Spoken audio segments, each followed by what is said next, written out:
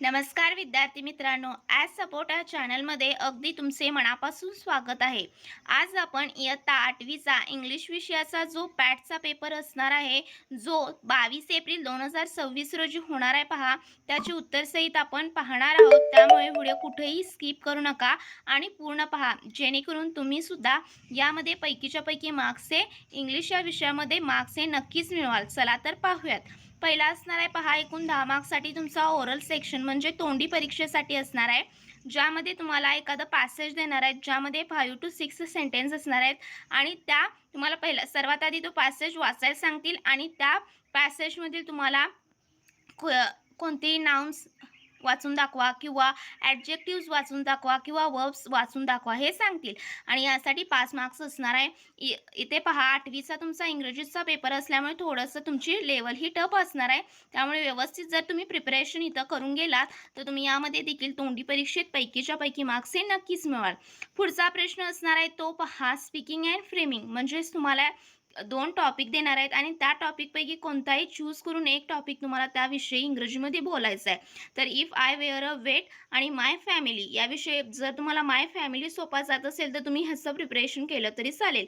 काय लिहिलेलं आहे पहा, माय फॅमिलीमध्ये We are a small family. There are 4 members in my family. My father is the head of my family. My mother performs all household duties. My younger sister, who is 12 years old, helps my mother in the kitchen.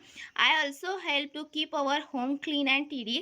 Ours is a good, well-cultured and well disciplined family. तुमच्या कुटुंबाविषयी तुम्हाला लिहायचं आहे. किती जण तुम्ही राहता, तुमचे mummy काय करते, तुमचे वडील काय करतात, तुमची आई काय करते, तुम्हाला बहीण आहे का भाऊ आहे, ते व्यवस्थित लिहायचं आहे. अगदी सोप्या सेंटेन्समध्ये तुम्हाला सांगायचं आहे. पहा, मी इथे व्यवस्थित लिहिलेलं आहे.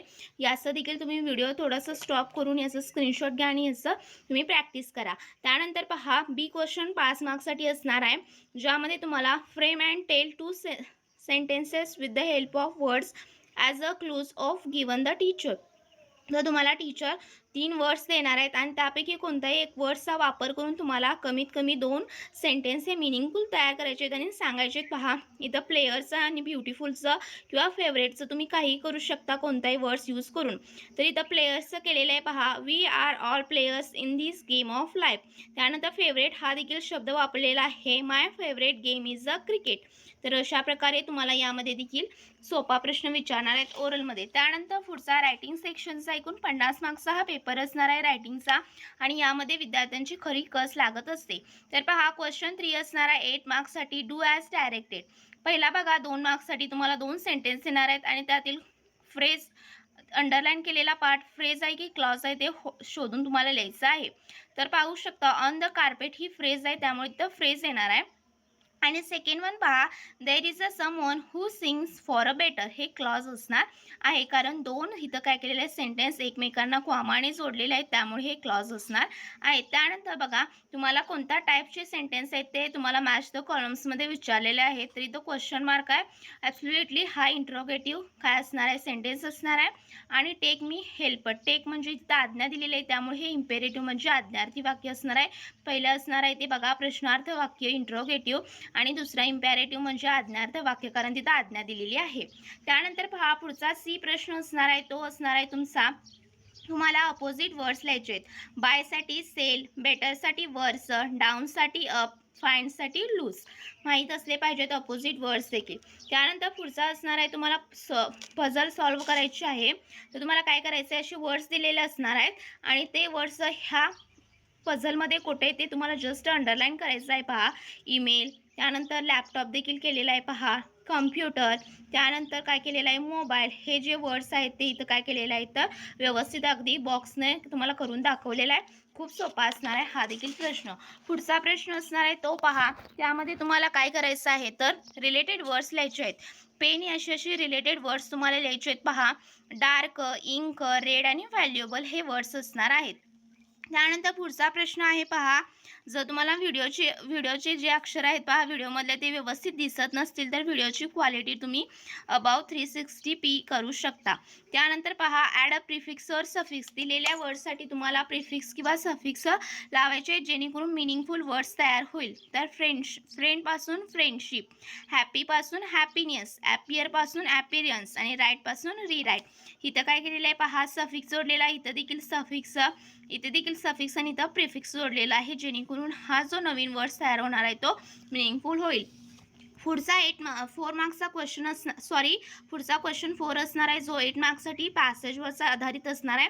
त्यामुळे तुम्हाला एखादं टेक्स्च्युअल पॅसेज येतील आणि त्यावरचं तुम्हाला 8 मार्क्सचे प्रश्न असणार आहेत. प्रश्न असणार आहे पहा complete the sentences by writing correct words. यामध्ये पाहू शकता तुम्ही वर्ड्स करेक्ट जे असणार आहे पॅसेजमधले शोधून लिहायचे जस्ट आणि सेंटेन्स कंप्लीट करायचं आहे. आणि जे सेंटेन्स इनकम्प्लीट होतं तिथं कंप्लीट करून अंडरलाईन करायची आहे, ते करायला विसरायचे नाही. त्यानंतर पुढचा प्रश्न असणार आहे पहा तुम्हाला अशी एक वेब डायग्राम दिलेली आहे आणि त्यामध्ये कंप्लीट द वेब.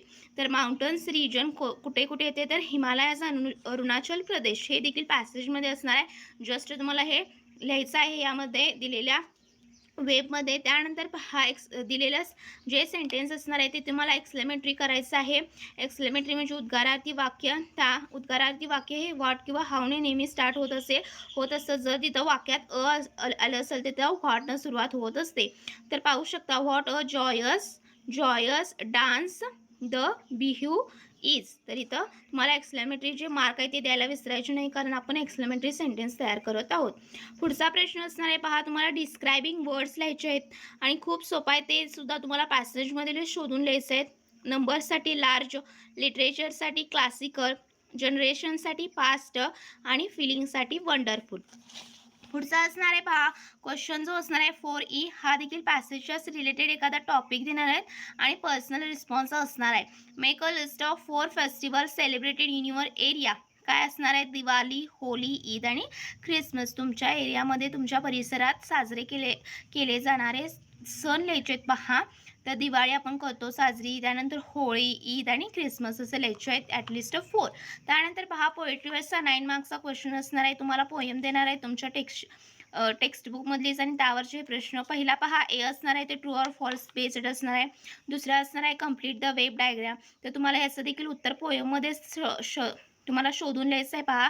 ह्या पोएममध्ये सापडणार आहे उत्तर त्यामुळे व्यवस्थित अगदी लिहायचं आहे. त्यानंतर रायमिंग वर्ड्स लिहायचे आहेत पहा ट्राय, व्हाय, फ्लायज, राईज पोएममध्ये शोधून. त्यानंतर तुम्हाला एखादी पोएम देतील आणि त्याचं ॲप्रिसिएशन लिहायचं आहे पहा. द गोल्डन चेन इथं पोएम दिलेली आहे तर त्याचं टायटल पोएट यासाठी अर्धा मार्क. त्यानंतर फिगर ऑफ स्पीच यासाठी 1 मार्क्सचा आणि थीम किंवा सेंट्रल आयडिया यासाठी देखील 1 मार्क्स. एकूण हा 9 मार्क्सचा तुमचा क्वेश्चन 5 पोएट्रीवरचा विचारण्यात येतो. त्यानंतर क्वेश्चन 6 असणार आहे तो रायटिंग स्किलवरचा असणार आहे. तर इथं तुम्हाला काय केलेलं आहे तर एक Shivdatti, your storybook is on Amazon. Amazing. Classify करून लिहायचं आहे. तिथं पाहू शकता जिथं नॉट हा शब्द वापरलेला आहे ते सगळे डोंट्समध्ये येणार आहेत ज्या सेंटेन्समध्ये. आणि इथं तुम्ही पाहू शकता we should change password regularly, we should not share personal or financial information. तर कोणते करू नयेत कोणते करावेत कोणते करू नयेत हे स्मार्ट यूज ऑफ इंटरनेटचा यूज स्मार्टली कसा करावा हे दिलेला आहे इन्स्ट्रक्शन. इन्फॉर्मेशन ट्रान्सफरमधला हा प्रश्न असणार आहे. खूप सोपा असणार आहे पहा आणि तुम्हाला व्यवस्थितच अगदी लिहायचं आहे. त्यानंतर पुढचा प्रश्न असणार आहे पहा तो तुमचा असणार आहे तुम्हाला एखादं फ्लो चार्ट किंवा वेब डायग्राम देणार आहेत आणि त्याचं पॅसेजमध्ये कन्वर्जन करून लिहायचं आहे. हा देखील 5 मार्क्ससाठी असणार आहे. तर बेनिफिट्स ऑफ स्पोर्ट्स दिलेले आहेत. ह्या दिलेल्या मुद्द्यांचा वापर करून तुम्हाला काय करायचं आहे एखादं पॅसेज तयार करायचं आहे पहा. Sports have many benefits. They keep us healthy and fit. They improve heart health and help in weight management. Sports also teach discipline and time management. They develop teamwork among players. Therefore, sports are important for a healthy life. हा 5 मार्क्सचा प्रश्न असणार आहे सोपा. त्यानंतर पहा write an email to the director of a language institution inquiring about courses of foreign language. Use the framework provided below. तर तुम्हाला अशा प्रकारे ईमेल रायटिंगचा फॉर्मॅट दिलेला असणार आहे आणि तिथं फक्त तुम्हाला काय करायचं आहे रिकाम्या जागा भरायच्या आहेत पहा. इथं फ्रॉम तुमचं नाव येणार आहे, टू म्हणजे कोणाला लिहिणार आहात ते, फ्रॉम कोण लिहित आहे तुमचं नाव तुमचा ईमेल येणार आहे. इथं सब्जेक्ट कशाविषयी ईमेल लिहिणार आहेत. इथं inquiry regarding French language courses.